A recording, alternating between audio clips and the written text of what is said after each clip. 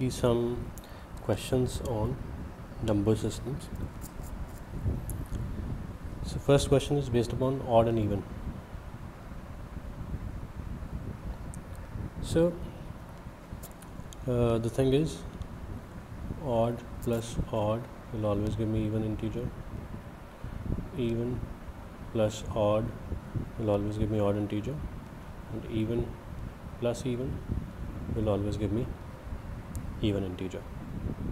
Okay, and when we multiply, odd into odd is odd, even into any integer will give me even integer.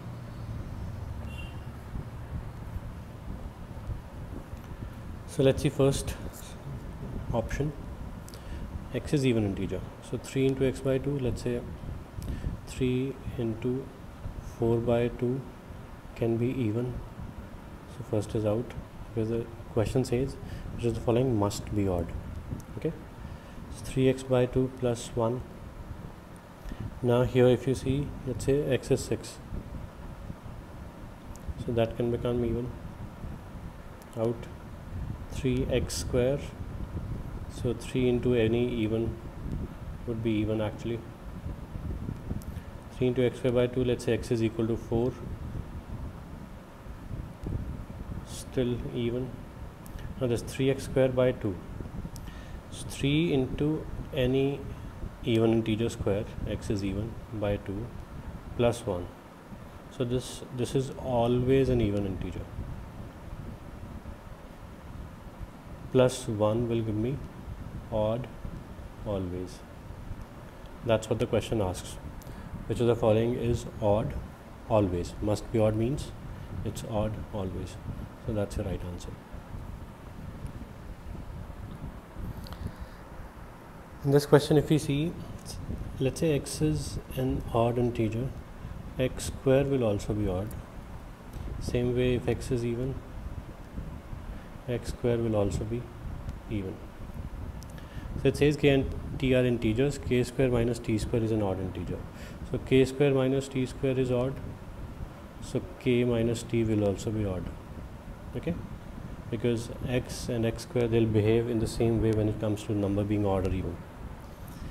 So it should be even minus odd or odd minus even. So one of the numbers is odd and one of the other number is even. Now if you see here, k plus 2 plus 2. Now the question is which of the following must be even integer. So k plus 2 plus 2. Now k plus 2 plus 2. So out of k and t, one is even, one is odd. So even plus odd will always give me odd integer, and odd plus 2 will always be odd if you see. So first is out. Second, k square plus t square. Again, k square plus t square plus 2kt. K square plus t square, one of them is odd, one of them is even. Okay, so this will be odd plus 2kt. 2 into any integer will be even, because 2 is even number. This again is odd, so this is also out. Third, k square plus t square. So out of k square and t square, one is even, one is odd. So it will be even plus odd, always odd. So answer is none of them. Okay, question was which of the following is even? All of them turn out to be odd always. Sum of 4 different positive prime numbers, prime integers, and odd. Okay, so we have 4 different positive prime integers. So the thing with prime integers is only 2 is an even number, even integer. The rest all are odd when it comes to prime integers. Okay, so when we are adding 4 integers, so it could be all odd. Okay, it could be 1 even plus all 3 odd. So in this case the sum would be even, in this case the sum would be odd. Okay, take few examples and check. So question is one of the integers is 11. 11 is odd, So now it could be this situation also, it could be this situation also. Okay, we are just simply given that one number is given 11, which is odd. So out of other three, it could be all other three odd, it could be two odd and one even. Okay, one even means two is one of them, so it might happen. So both the things can happen. The first statement is not sufficient. Result could be even, odd, both. Second statement, one of the integers is 2. So one of the integers is 2 means one of the integers is even. So the other three have to be odd. Okay, because the question says three different positive prime integers. Different means all those prime numbers should be other than 2 if one of them is 2. So this situation would be there and the answer would be odd. This is sufficient. So B would be our answer. Statement 2 alone is sufficient.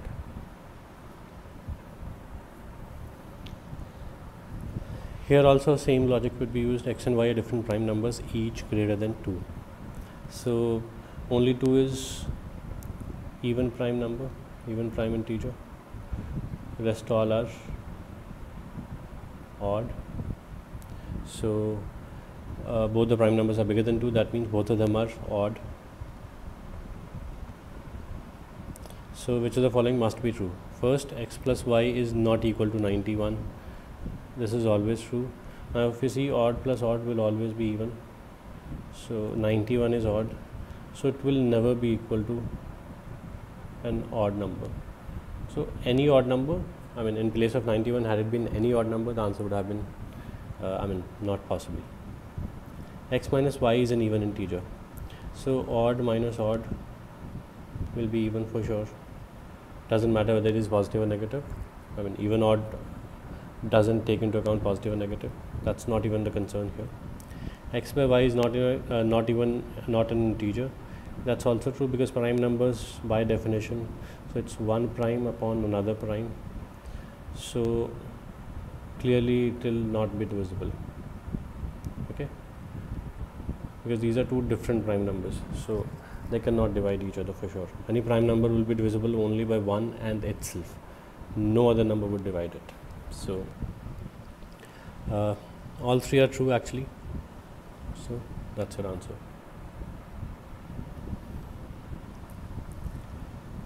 Okay, n is the least of three different integers greater than 1.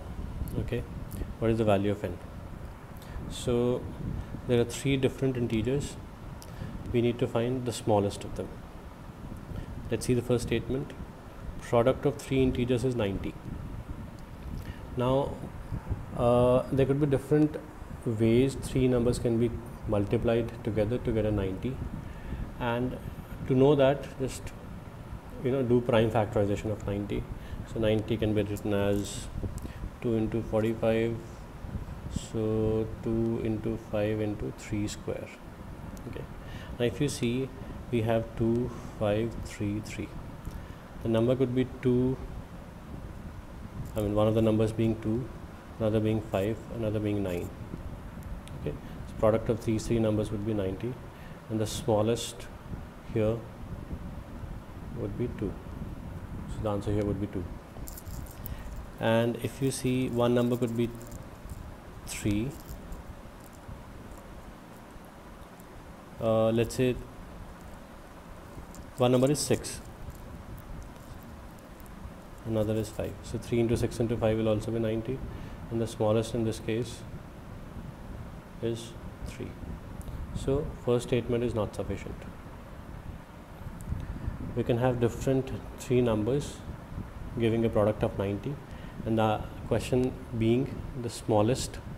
So smallest can be 2, smallest can be 3. So this is not sufficient. Second, one of the integers is twice one of the other two integers. This alone is not sufficient, because if you see, nothing is known about the numbers here. Okay, if I combine the two,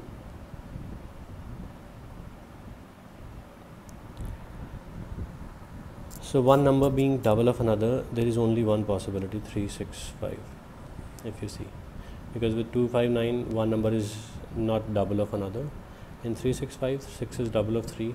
So this is the only case that will satisfy this condition. So this is sufficient. C is your answer.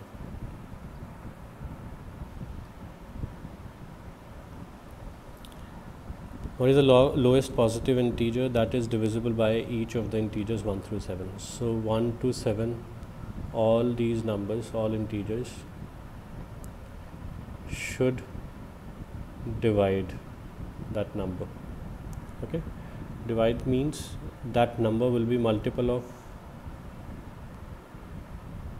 all the integers from 1 to 7, right? So we're talking about a common multiple. Okay, and lowest, so we're talking about lowest common multiple. Okay, so in GMAT the word lowest common multiple or LCM will never be there in a question. Questions will be framed in a different way. We need to figure out that we're calculating LCM. So the numbers are 1, 2, 3, 4, 5, 6, 7. Prime factorization 2 square, this is 5 raised to power 1. 6 is 2 raised to power 1 into 3 raised to power 1, 7 is 7 raised to power 1.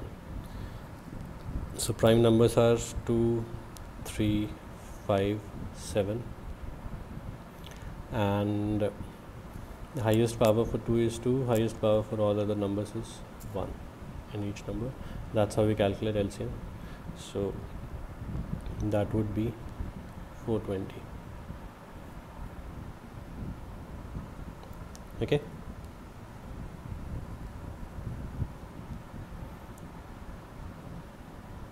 That's your answer. Which of the following cannot be the least common multiples of two positive integers x and y? Now here we're talking about least common multiple. It's multiple of all the numbers. Multiples of x and y we are talking about. Okay, I mean breaking this definition of LCM into very simplistic terms. We're talking about a multiple of x and y. Now x and y both are positive integers. So x minus y would be smaller than at least one of them. Let's say x is equal to 90, y is equal to 10. So 80 might be bigger than 10, but it's smaller than 90. It will be smaller than one of the numbers. Okay. So if you're talking about multiples of x and y, can a smaller number be multiple of the bigger number? Never. So 80 can never be a multiple of a number bigger than that.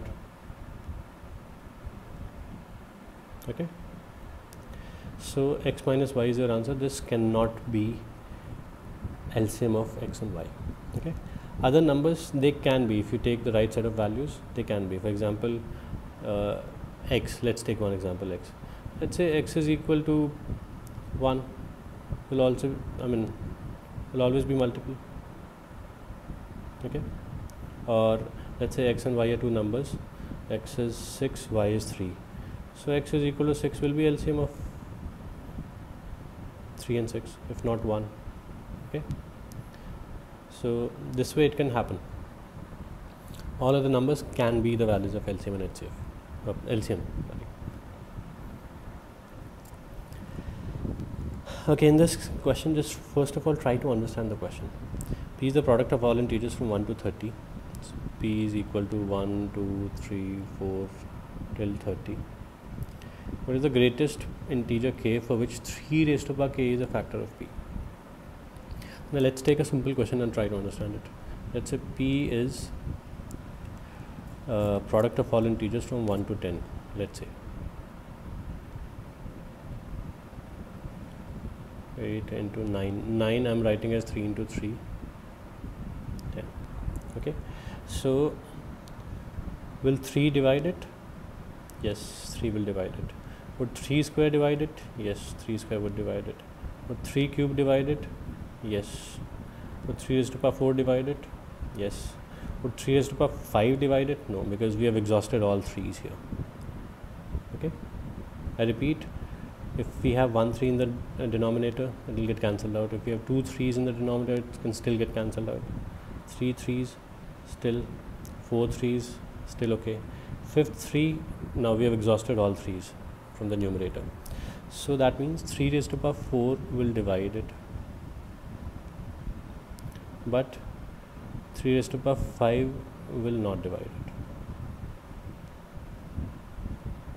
Okay, so instead of doing this thing, what we can do is we can try to find out number of 3's in the numerator. Those many 3's we can have in the denominator. For example, so we can have 3 here, 1 3 here, 1 3 here, and 2 3's here. 9 means there will be 2 3's. This is 3 square.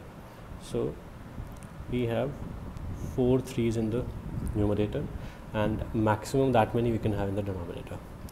Now we have products of integers from 1 to 30. So again we need to find number of 3's. So just write table of 3 till 30. So 18, 21, 24, 27, 30. So 1 from here, 1 from here, 2 from here, 1, 1, 2, 1, 1, 3, 27 is 3 cube, and 1 here. So just add this number. So 1, 2, 4, 5, 6, 8, 9, 10, 13, 14. So we'll have 14 3's available. That's our answer. And if we have 3 raised to the power 14 in the denominator, it will be divisible. But if we have 3 raised to the power 15, will not be divisible. So 14 is the biggest power of 3, biggest exponent of 3. Okay, so in this question, a number is said to be prime saturated. So they've given some definition of something. So we just need to understand what is the thing that they're specifying. If product of all the different positive prime factors of n is less than the square root of n. 10 has 4 factors, but how many of them are prime? Only 2 of them, 2 and 5. So we're talking about positive prime factors. Okay, we're not talking about other factors, only prime factors. For example, 100 has got many factors, 1, 2, 4, 5, 10 and so forth, but prime factors will only be 2 and 5. Okay, so product of the prime factors, like product here is 2 into 5, 10, should be less than the square root of n. Okay, now if you see all the options, square root of the number or square root of the options is something between 9 and 10. It's more than 9 but less than 10. So clearly the product of the prime factor should be less than 10 in any case. So 99, if you see, prime numbers will be 1, 11 and 3. So product is bigger, out. 98. 98 would be, if you see, 2 into 49. 49 means there will be some 7 here. So there will be some 2, and 2 is also a factor. So 7 will also be a factor. So it's also bigger. 97. 97 itself is a prime factor, prime number. So I mean that is itself out. 96. 96 if you see is 24 into 4. So 24 is 2 cube into 3. 4 is 2 square. So the prime factors are only 2 and 3, and the product is 6, which is less than 9 or 10, less than the square root. This is your answer.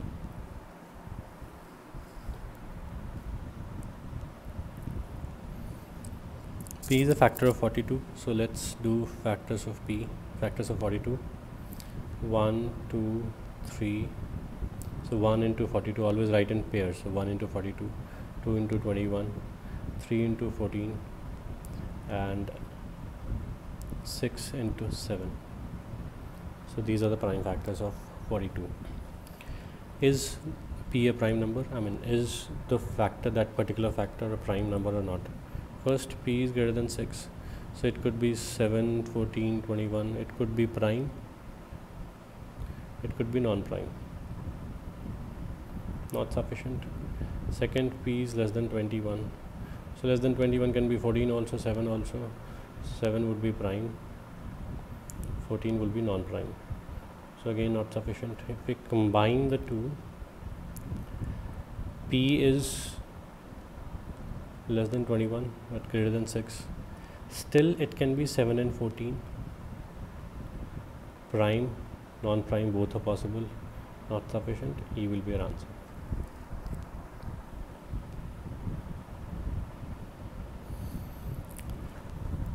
Sum of n consecutive integers is 0. Okay, which of the following must be true? When we have n consecutive integers, okay, consecutive means in a line like 2, 3, 4, 5, 6, 7. Product is 0. Sorry, the sum is 0. This is possible only in one case. 0 is the midpoint, then 1, minus 1, 2, minus 2, 3, minus 3, and so forth. Okay, so we have same positives as well as negatives, so they cancel out each other, so the sum becomes 0. Okay, this is the only way sum can be 0. So n is the number of integers. So which of the following must be true? N is even? No, it's always odd. Like it's either one term or 3 terms or 5 terms or 7 terms. This way will always be odd. Average is 0. Average is what? Sum upon number of terms. If sum is 0, average is going to be 0. So 2 and 3 are our answer.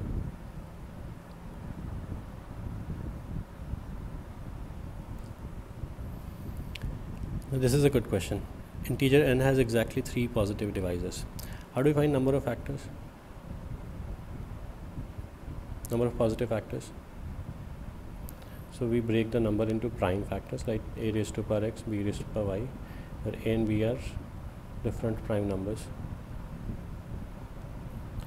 And so number of factors is given by x plus 1 into y plus 1. Okay, this is given as 3. There is only one way this is possible, when we have the number is a raised to power 2. So x is 2, 2 plus 1 becomes 3.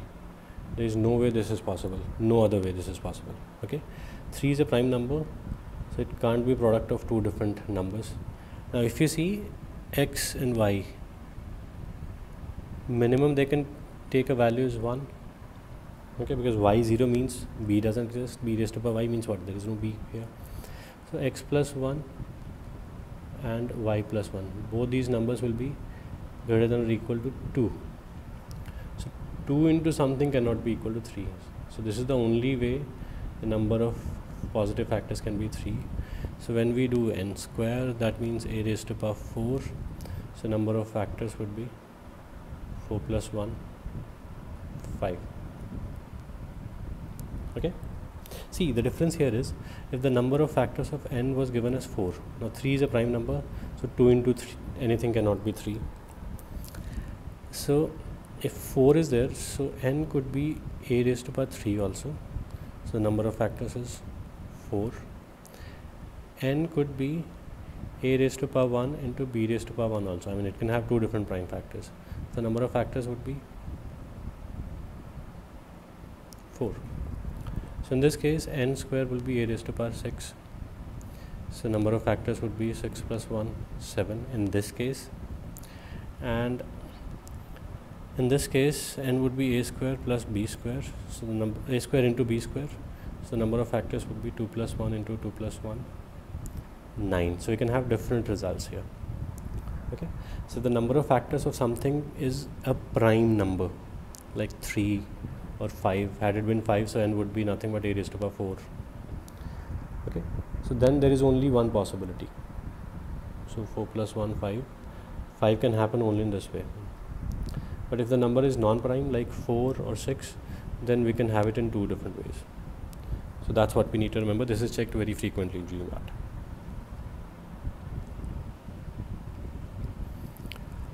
Sum of first n positive integers is s. What is the sum of first n positive even integers? Let's say s is equal to 1 plus 2 plus 3 plus 4 plus 5. Okay. Now first n. So let's say that we are talking about 5 positive integers. So if we take first n positive even integers, so first 5 positive even integers will be 2 plus 4 plus 6 plus 8 plus 10. So if I take 2 out, it simply becomes this. This is nothing but 2s. That's your answer. This is a very good question. 450y is equal to n cube. Okay, let me take a simple example. 45 into y is n square. Okay, square of an integer. So 45 is 9 into 5, so 3 square into 5 raised to power 1 is equal to into y is square of an integer, I mean what we call as perfect square. So if we take any perfect square like 144, if we do prime factorization, 2 raised to power 4 into 3 square, the powers, the exponents of every prime number will be an even number, a multiple of 2. Why? Because if we do square root of 144, so the square root means 144 raised to power 1 by 2. So 2 raised to power 4 into 3 square raised to power 1 by 2. So it will be 2 raised to power 4 by 2 into 3 raised to power 2 by 2. Because when we do square root, the powers will get divided by 2. So both the powers must be even, then only we'll get an integer, which is 12. So 144 is square of 12. So that means by multiplying with y, both the powers must become even. So 3 square is already there into 5 raised to power 1. So this is not even, the power is not even. So y should be, y minimum value of y should be equal to 5, so that it becomes 3 square into 5 square.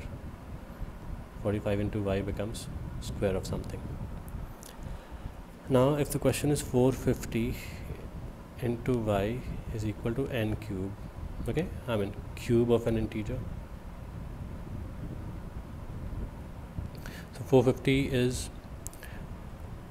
2 into 5 into 45, so that will be 2 into 5 square into 3 square.